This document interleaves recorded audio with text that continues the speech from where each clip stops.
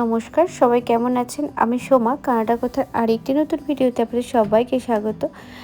আগের ভিডিওতে আপনাদের সাথে শেয়ার করেছিলাম আমরা উইনিপেগ যাচ্ছিলাম, তার সাথে ওই দিনেই আমরা গিয়েছিলাম হিউম্যান রাইটস মিউজিয়ামে। হিউম্যান রাইটস মিউজিয়াম থেকে আমরা চলেছি এখন ক্যানাডিয়ান মিন্ট বলে একটা জায়গাতে। ক্যানাডিয়ান মিন্ট হলো যেখানে ক্যানাডার সমস্ত রকমের কয়েন তৈরি হয়, যেটা শুধু ক্যানাডা নয়, পৃথিবীর অন্যান্য আরও দেশে যার সাপ্লাই করা হয়। আমরা চলে এসেছি, আর দেখুন এইখানে ইন্ডিয়ার ফ্ল্যাগও আছে। যেই সমস্ত দেশগুলিতে এখান থেকে কয়েন সাপ্লাই করা হয় সেই সমস্ত দেশের ফ্ল্যাগ কিন্তু এইখানে রাখা আছে। আর এইভাবে গোটা সার্কেল করে প্রায় 86টা না 87টা দেশে এইখান থেকে কয়েন সাপ্লাই করা হয়, সেটা এখান থেকে বলা হয়েছিল। তো আমরা ঢুকে গেলাম ওইখানে। ঢোকার মুখে এইরকম একটা ছবি তোলার জায়গা আছে, তো এইখানটাতে আমরা সবাই মিলে ছবি তুলে নিলাম। আর নিচটাতে কিছুটা গ্যালারির মতন করা আছে, আর প্লাস একটা ছোট স্টলের মতন আছে যেখান থেকে সবাই জিনিসপত্রও কিনতে পারে। আর বিভিন্ন যখন প্রোগ্রাম অলিম্পিক যেগুলো হয়, তো ওইখানে যে কয়েনগুলো তৈরি হয় সেইগুলো কিন্তু এইখানে রাখা আছে। প্লাস এটা দিয়ে উপরে যেতে হবে, উপরে গেলে ওইখানে দেখাবে কিভাবে যে কয়েন তৈরি হয় বা কিভাবে কি কোথায় যায়, এক্সট্রা কয়েনগুলো কি হয় সেইগুলো নিয়ে কিন্তু এইখানে বলা হবে। কিন্তু সেইগুলো আমরা তো ভিডিও করতে পারিনি, কারণ ওইখানে উপরে ভিডিও করার কোনো পারমিশন ছিল না। আর এখানে দেখাচ্ছিল যে উপরে যে অনেক এক্সট্রা যেই কয়েনগুলো বাতিল হয়ে যায় ওইগুলো কিন্তু এখানে অকশন হয়, তো ওইগুলো বিক্রি হয় কিভাবে কোথায় হয় সমস্ত কিছু। প্রায় 45 মিনিট বা 50 মিনিট এইরকম ধরে একটা সেশন হয়েছিল, এক একটা গ্রুপ করে। তো ওইখানে ওরা বলছিল। আর এইখানে দেখুন ছোট ছোট যে বললাম, এখানে একটা দোকানের মতন আছে। এখান থেকে আপনি সিলভার কয়েন, গোল্ড কয়েন বা কোনো সময় যে স্পেশাল কয়েনগুলো এখান থেকে বের করে সেইগুলো কিন্তু এখানে আছে, সেগুলো আপনি বাই করতে পারেন। আর প্লাস এমনিও আছে বাড়ির জন্য কোনো কিছু, যেমন জিনিস পছন্দ হলে আপনি কিনে নিতে পারেন কাউকে গিফট দেওয়ার জন্য। আমরা যখন গেলাম ভেতরে দেখলাম অনেকগুলো ড্রাম ভর্তি ভর্তি করে রাখা আছে। আর কিন্তু ওগুলো কাঁচ দিয়ে পুরোই ঘেরা আছে। উপর থেকেই দেখানো হচ্ছে কিভাবে মেশিন বা কোন পুরনো মেশিন আগে ব্যবহার করা হতো, এখন কোন মেশিনগুলো ব্যবহার করা হচ্ছে, কোন কোন দেশে এই কয়েনগুলো যায়, আর কীভাবে এবার ট্রান্সপোর্ট করা হয়, সমস্ত কিছুই বলা হচ্ছিল ওখানে। মিউজিয়াম থেকে বেরিয়ে আমরা আবার একটা অন্য মিউজিয়ামে চলেছি, ক্যানাডারই ওই উইনিপেগের আর এক মিউজিয়ামে। তো এখান থেকে আর দেখুন দূরে যে বিল্ডিংটা দেখছেন ওটাই কিন্তু ক্যানাডিয়ান মিন্ট। ওখান থেকে বেরিয়ে আমরা চলেছি। আর যেহেতু আমাদের কাছে সময় কম ছিল, তাই জন্য যতটা পেরেছি আমরা একদিনে কভার করার চেষ্টা করেছি। তো এই মিউজিয়ামটা বাচ্চাদের ভালো লাগবে, তাই জন্য এখানটাতে আসলাম। এই মিউজিয়ামটা, এটা ছিল Manitoba museum. Where is bison? Oh. মিউজিয়ামের এই কর্নারটাতে এইখানকার যে ইন্ডিজিনিয়াস পিপলরা আছেন তাদের সময় কি সমস্ত জিনিসপত্র ব্যবহার করা হতো সেই সমস্ত কিন্তু জিনিস এখানে এই মিউজিয়ামে রাখা আছে। Mommy, mommy, mommy, I'm scared, I'm scared. No skin. এটা কি? এটা তো জানি এগুলো কি? এগুলো কি আমাকে বল? উপর দিকে দেখ, ডাইনোসর। Plane music sound. আর মিউজিক সাউন্ড, মিউজিক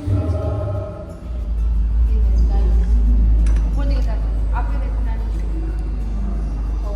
এইখানে যেহেতু ডাইনোসর পাওয়া যায় সমস্ত জায়গাতে, কিন্তু সব মিউজিয়ামে গেলে আপনি কিন্তু কিছু দেখতে পান না পান, ডাইনোসরের অনেক কিছু দেখতে পাবেন। আর শ্রীহান ডাইনোসরের খুব ভক্ত, বাড়িতে খুব হম্বিতম্বি করে ডাইনোসর নিয়ে, কিন্তু যেই ওখানে গিয়েছে বিভিন্ন যে ডাইনোসরের সাউন্ডগুলো হচ্ছে দেখে কিন্তু খুব ভয় পেয়ে যাচ্ছে, শুনেও ভয় পেয়ে যাচ্ছে, বলছে আর দেখবো না। আর এই সামনে দেখুন কত বড় একটা টার্টেলের সেল রাখা আছে।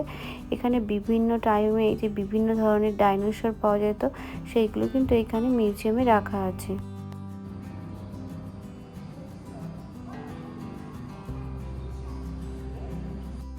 আর বললাম না, এখানকার যে মিউজিয়ামটাতে ইন্ডিজিনিয়াস পিপলরা কোন ধরনের জিনিস ব্যবহার করতো বা এই তীব্র প্রচণ্ড ঠান্ডাতে ওনারা কীভাবে জীবনযাপন করতেন বা কোন ধরনের পোশাক পরিচ্ছদ ব্যবহার করতেন, সেগুলো কিন্তু এখানে সুন্দর করে এই মিউজিয়ামে রাখা আছে। তো এখানকার প্রত্যেকটা কর্নারে কিন্তু যে ইন্ডিজিনিয়াস পিপলরা যে সমস্ত তাদের জীবনযাত্রার যা যাবতীয় জিনিস এইখানে এই মিউজিয়ামে রাখা আছে।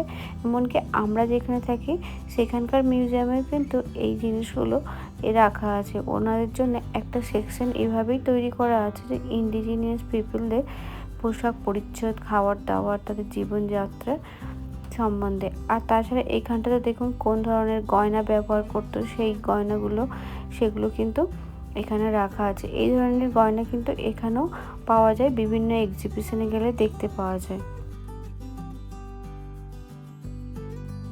এই মিউজিয়ামটা ছিল অনেক বড়, প্রায় 2-2.5 ঘন্টার উপর আমরা ঘুরে বেড়াচ্ছিলাম।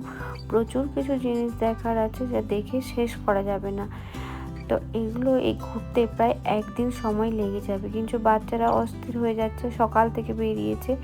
আর এইখানে দেখুন এই শিপটা দেখাচ্ছে, একটা শিপের মডেল রেখেছে যে এখানে পুরোনো সময়ে কিভাবে জিনিসপত্র আমদানি রপ্তানি করা হতো। বা এখানে একটা কোম্পানি আছে হাডসন বে বলে, ওনারাই প্রথম যে বিজনেস এখানে কাপড়ের শুরু করেছিল, কিভাবে জিনিসপত্র নিয়ে আসতো শিপে করে, সেইগুলোই কিন্তু এখানে এক্সিবিশনে দেখানো হচ্ছিল। এই মিউজিয়ামের ভেতরে রাখা আছে এইগুলো।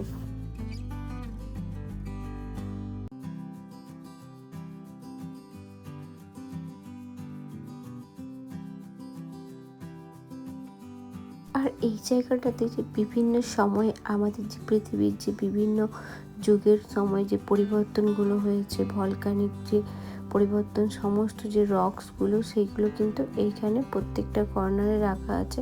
আর বাচ্চারা এটা বেশ কালারফুল, তো বাচ্চারাও খুব ইন্টারেস্ট পাচ্ছে, জানছে। যদিও ওরা অত কিছু বোঝে না, কিন্তু ভলকানোটা দেখেছে যে কালারফুল। তো এইখানে কিন্তু অনেক কিছু যে প্রিক্যাম্বিয়ান যুগে যে কিছু পরিবর্তন হয়েছে সেগুলো কিন্তু এখানে এই রকগুলোর মাধ্যমে বোঝানো হয়েছে। এই মিউজিয়ামটাতে এখানে সায়েন্সেরও কিছু এক্সপেরিমেন্ট, সায়েন্সের কিছু জিনিস দেখানোর ব্যবস্থা ছিল। আর এখানটাতে দেখুন কি সুন্দর একটা কাঁচের জায়গার মতন সবাই সবার ইকো দেখতে পাবে। আর লাইটেরও খুব সুন্দর একটা জায়গা ছিল এখানে। আর তার পাশে এখানে বাচ্চাদেরও কিছু এন্টারটেনমেন্ট রেখেছে। এখানে একটা হট এয়ার বেলুনের মতন রেখেছে, যেটা তো শ্রিয়ান পেয়ে খুব খুশি হয়েছে, কারণ অনেকটাই মিউজিয়াম আর দেখে তো শেষ করাই যাচ্ছে না। তো এরপর আমরা হোটেলে যাওয়ার জন্য বেরিয়ে পড়লাম। তবে আমরা প্রথম হোটেলে যাব না, আমরা ওই পাশে একটা নদী আছে দেখিয়েছিলাম আগের ভিডিওটাতে, ওখানে একটু বসবো, তারপর আমরা বাড়ি ফিরবো।